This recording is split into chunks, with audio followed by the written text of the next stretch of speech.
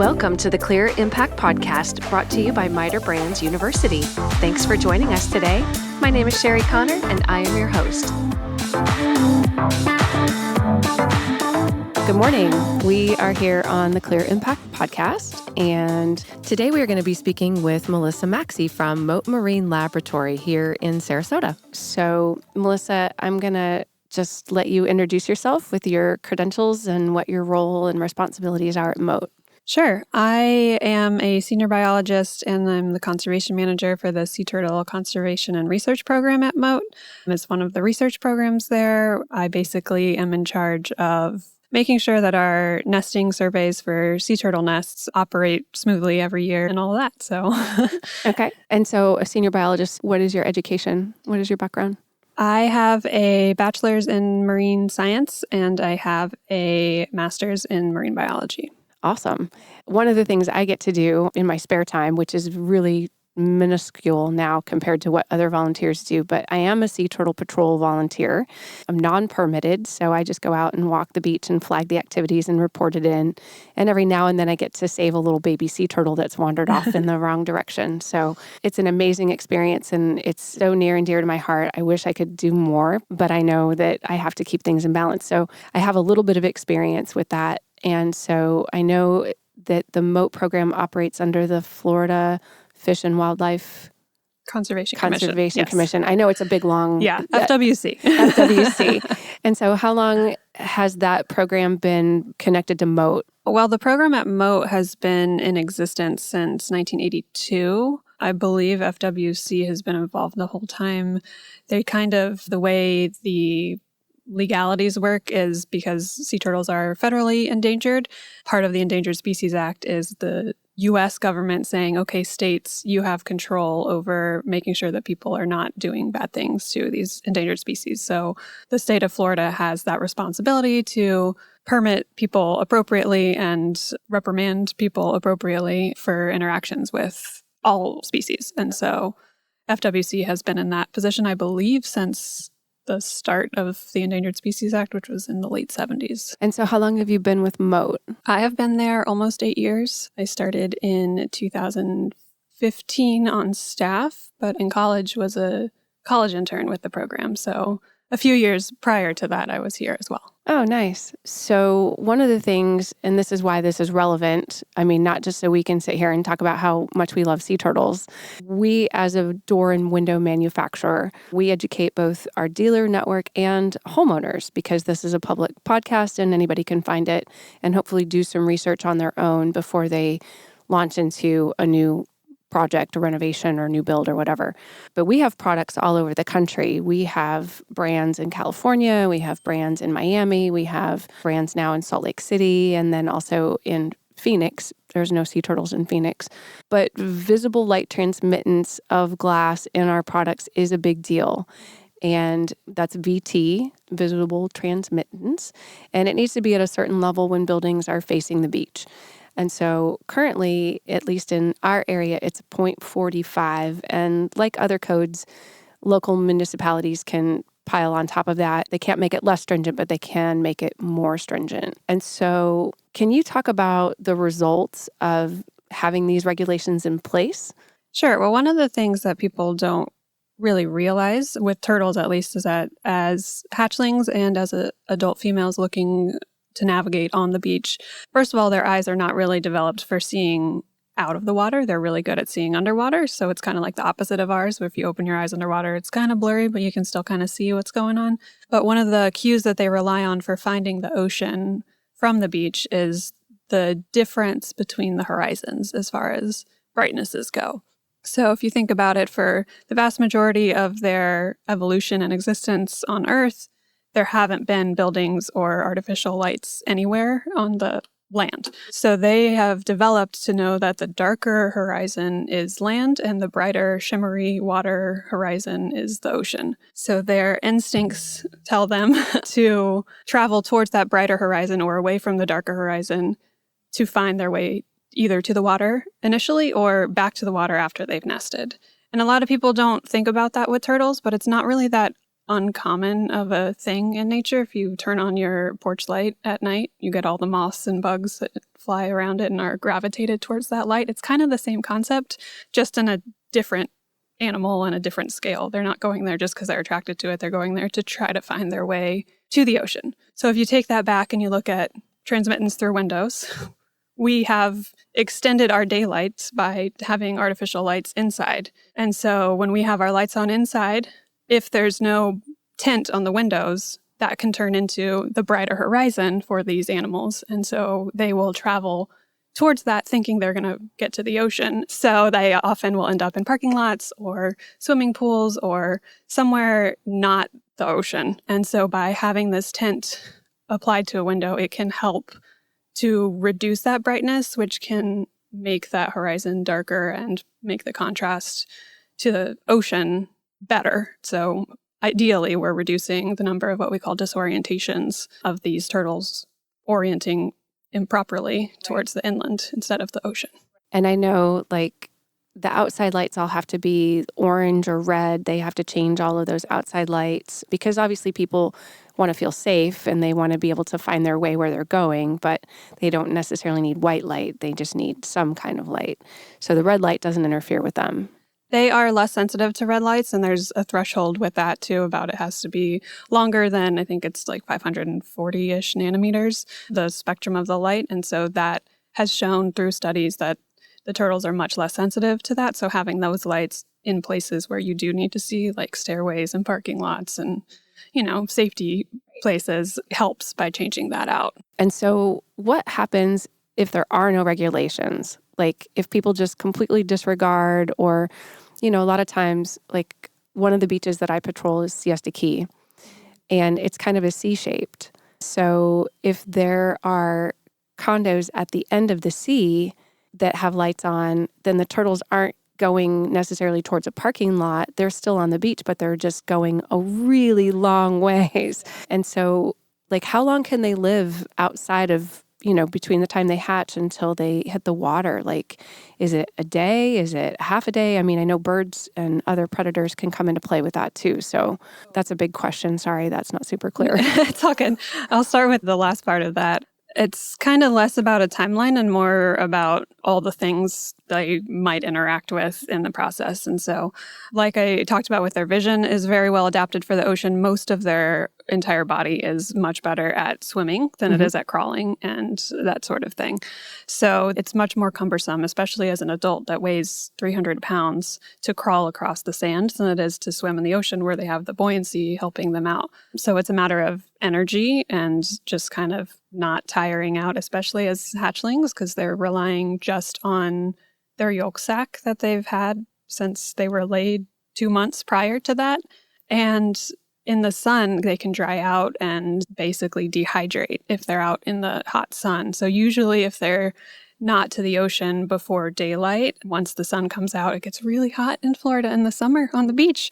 And the turtles feel that. And it's, you don't think of it as much with animals that are native to the area. Like, shouldn't they be better adapted for the hot sun? But if you think about it, they're better adapted for being in the water, which has much less temperature flux and all that, and they can drink or whatever they need to do. Whereas if they're just crawling around a beach, it's like the equivalent of being like plopped in the Sahara and saying, okay, crawl home. Yeah, good luck. Yeah. And then you already mentioned the birds, and we have lots of raccoons in our area, which once they learn the taste of turtles, they get very attracted to it. And so they'll seek them out too. So anything that can get the hatchlings into the water as soon as possible can help reduce those on-beach threats. And then they have their ocean threats, which is the whole other ball game, but they at least can swim away from it better than they can crawl. And we didn't mess around with that. Like, people don't, other than pollution and littering and things like that, we do have some impact on what their ocean environment is like, but we definitely have had an impact on their land and nesting environments. The beach is where our habitats cross. If you think of like a Venn diagram of, we live on land and they live in the ocean, and we live and recreate on the beach and they try to just nest on the beach. And so that's where it becomes most important and where more people can have an impact, because fewer people go out on boats every day and live on the beach or will go, just walking down the beach or whatever. Be sure to tune in for upcoming episodes to help you understand the fenestration industry, what you need to know when buying windows and doors, and other related topics. You can find out more about us at pgtiuniversity.com. You can also find us on Facebook and LinkedIn. So what would you say to a homeowner who wants to enjoy their, $5 million condo that they just bought, but now the glass is a little darker when they look out through it? And I've heard from people in those positions are like, they care more about the turtles than they do about the people. I've heard that comment. And so what would be your response to somebody who is coming from that kind of attitude? Yeah, I don't have the luxury of living on the beach and seeing that view every day. So I understand, you're paying for that view, and I get it. These animals, however, have been around for millions of years, and they are, for being nice, they're not very smart. They have tiny brains, and they don't use the same cognitive thinking, critical analysis as we do. They are very instinct driven. So it takes a very long time for them to adapt and change. They have really long generations. So even things that slowly change just based on, this beach isn't habitable anymore, so they're not nesting there. It takes 30, 40 years for them to learn genetically, if that makes sense. So most of them that are coming back to nest are coming back to a place where there were no lights when they were born on these beaches. And now suddenly it's Christmas tree across there. And so there's no one to teach them that that's not where they should go. And so we have this responsibility to acknowledge that we're not the most important beings on the earth. I know a lot of people may think that or see us as not animals, but we are part of the ecosystem, and what we can do to mitigate our impacts is always great, not just for turtles, but for trees, but for, every sort of animal out there and plant. And to be, I guess, a little snarky, the alternative to tinting your windows is putting curtains up to block it that way. And you can see better through a tinted window than you can through a curtain. So I think that if you're really wanting the view, it is the better alternative. And it's easier. You don't have to remember to put your tent on at night, whereas you do have to remember to close your curtains. So, a little snarky, but I think my response has been they were here first. Yeah. And so, to respect nature, it's one of the reasons that we love living here is because it is so beautiful, and everybody, I feel like, needs to do their little part. And Florida is very unique when it comes to sea turtles, especially loggerheads. The Southeast Atlantic population of loggerheads, which includes where Florida, or the Northeast Atlantic, which is the Southeast U.S., is the largest population of loggerheads in the world. Oh, wow. And Florida comprises 90% of that. So you come to Florida and you see all these turtles and you're like, why do I have to protect them? I've got this great view and there's thousands of nests out there, but this is where they nest. This is their main habitat. And so we as Floridians have a huge responsibility to preserving that habitat for them, because this is their only habitat, really. And so this is the big question, and this is why we're doing this, because we want everybody to, not everyone's going to love sea turtles the way you and I do. Yeah. But I think everyone appreciates the beauty and the nature and all of that. So for those who don't live beachside, who maybe are just going out to the beach with their family or enjoying a picnic or enjoying a nice run or whatever, what steps can they take to help sea turtles during nesting season, which is early May through the end of October, right? Yes. Legally, it's May 1st through October 31st. Our turtles don't read the calendar and they show up in April. So we like to encourage people to start being turtle friendly in April. And if you're on the East Coast, it starts even earlier because leatherbacks nest there. So their season has actually already started. We've had the first nest, and it's still February now as we're recording. Yes. That's cool. So the simple thing that I like to tell people is to leave the beach as natural as possible, better than you found it. You hear that with national parks and all that sort of thing. Pick up your trash. Right. Leave no trace. Leave no trace. Fill in your holes. Knock down your sandcastles, which don't seem like big things, but hatchlings are the size of the palm of your hand, and even crab holes can become problems for them. So we don't have to go fill in every crab hole, but if we can fill in the giant hole that people dig, have fun during the day. Turtles don't use the beach during the day, typically. There are some weirdos out there that'll come up during the day, and there's one species that doesn't really nest much in Florida that is a daytime nester, but for the most part, our turtles here use the beach at night. And so have a great time during the day. Go out, have your picnic, build your sandcastle, bury your dad in the sand, whatever you want to do. But before you leave, knock down that sandcastle, fill in your hole, pick up all your trash, encourage the people around you to do the same, and then leave the beach at sunset, watch the sunset, and leave and let the turtles have it for the rest of the night. Yeah. If people are out on the beach after hours and they run across either a nest hatching or a mama laying turtles, what should they do? The best thing to do is to stay behind them. It's much easier to see that when it's an adult. Stay behind their periphery so they can't really see you. And just watch from a distance, stay quiet, keep your lights off, let your eyes adjust to the darkness rather than trying to turn any lights on, because honestly, you can see better that way than you can with a big flashlight. And you can watch and enjoy it. We don't like to encourage people to go seeking it because they are so startleable and they will abandon their nesting attempt if something startles them. And like I said, they're not really designed for crawling on sand, so it's a huge energy thing for them. So we don't want to discourage them from being of the water too much. But yeah, if you see it, that's awesome. Watch it, enjoy it, let it happen. Don't touch, don't take flash photography, don't interfere, just enjoy the moment.